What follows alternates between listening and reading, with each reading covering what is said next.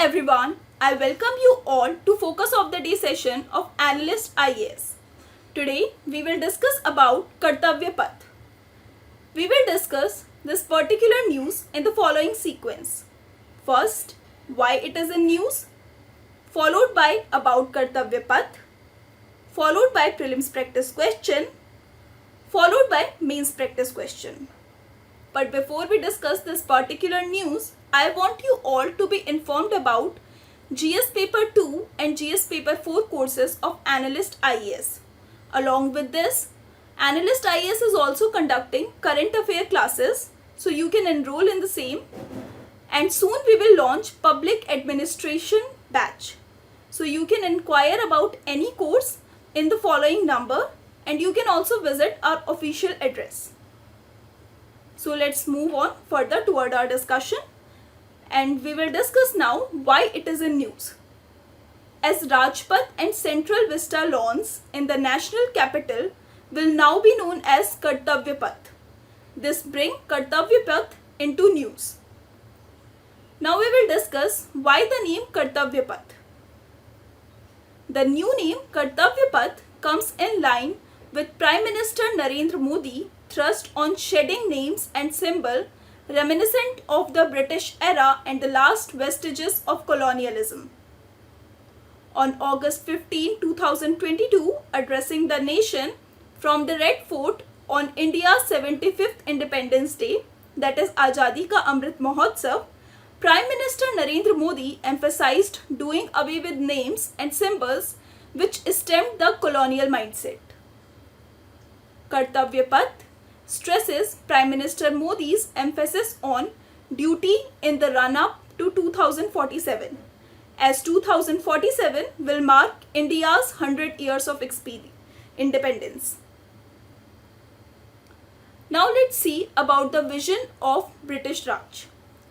Conceptualized by the New Delhi Town Planning Committee set up in 1912, a year after King George V coronation darbar, where the decision to move the imperial capital was announced, the ceremonial boulevard from the Viceroy's house on Raisina Hills to India Gate was completed in 1920 under the Edwin Lytton and Herbert Baker's supervision. Lytton has conceptualized a modern imperial city centered on a ceremonial axis, and it was named Kingsway, after a similar arterial road built in 1905 to honor George V's father, Edward VII. British India's last viceroy, that is Lord Louis Mountbatten, and his wife Edwina took a ride in an open horse-drawn carriage down the boulevard on August 15, 1947 to join Jawaharlal Nehru at Prince's Park, where independent India first Prime Minister, that is Mr. Jawaharlal Nehru, unfurled the tricolour and officially declared the end of British Raj and announced India's independence. How Kingsway mirrored the Raj mindset. Let's discuss about the same. By placing the Viceroy on the top of Raisina Hills, the original plan clearly established that as representative of His Majesty, the King Emperor, he was the supreme leader of the country. The Viceroy's house, now Rashtrapati Bhavan, was the largest residence ever built for a head of state. Its construction was completed in 1929.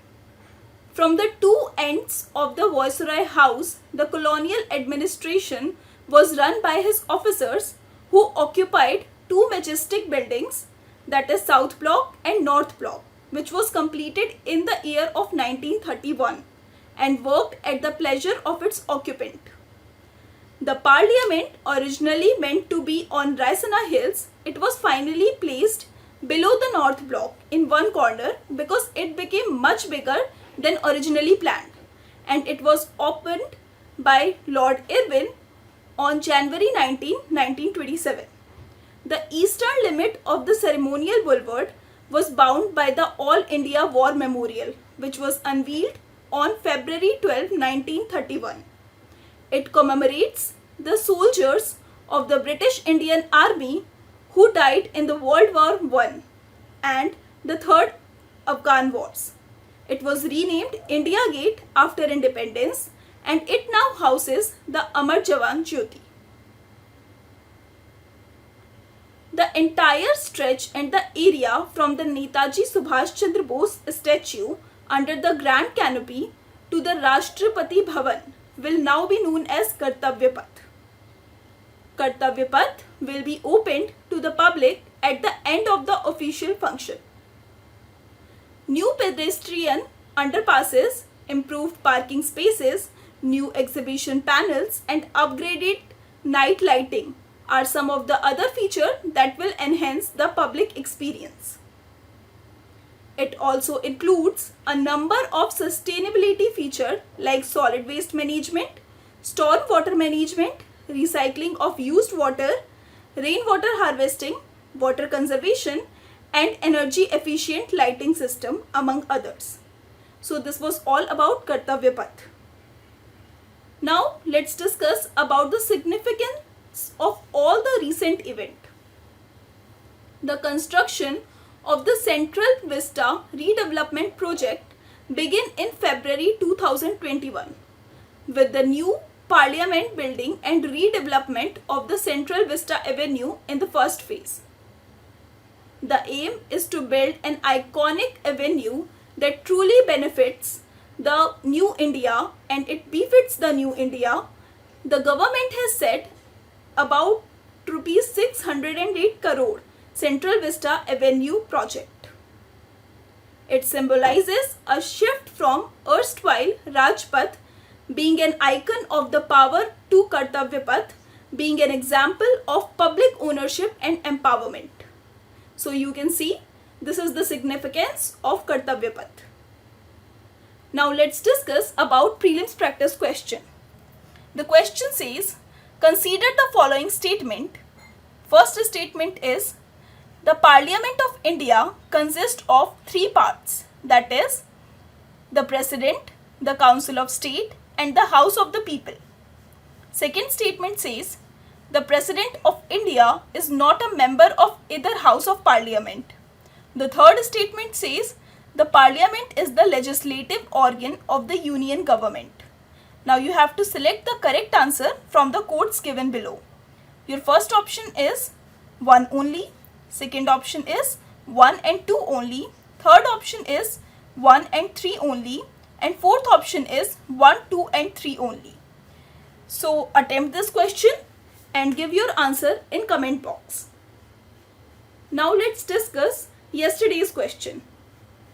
The question was, which one of the following statement is not correct regarding the National Education Policy 2020 in India? The first option was, it proposes sweeping changes in the education system from pre-primary to PhD and skill development. The second statement was, it states that universities from among top 100 in the world will be able to set up campuses in India. The third statement was, it expects that India will achieve 60% GER by 2030. And the fourth statement was, it suggests NAAC to be merged with UGC and AICTE. So the correct option or the correct answer for this particular question was answer C, option C. As you can see that National Education Policy, New Education Policy 2020 approved the Union Cabinet of India on 29 July 2020, opened the way for foreign universities to establish their international branch campuses in India. National Education Policy, UGC, AICTE and NAAC to be merged in a new body. It has an aim to achieve the level of 100% GER, that is gross enrollment ratio, from preschool to secondary level in school education by 2030. So you can easily eliminate option C as it is 100%, not 60%. Now let's discuss the mains practice question. You have to answer this particular question in 250 words and you have to send this answer to our WhatsApp number. So the question is, to what extent, in your view, the Parliament is able to ensure accountability of the executive in India? Answer the question and give it to our WhatsApp number. That's all for today. Thank you. Stay tuned and stay updated with Analyst IAS.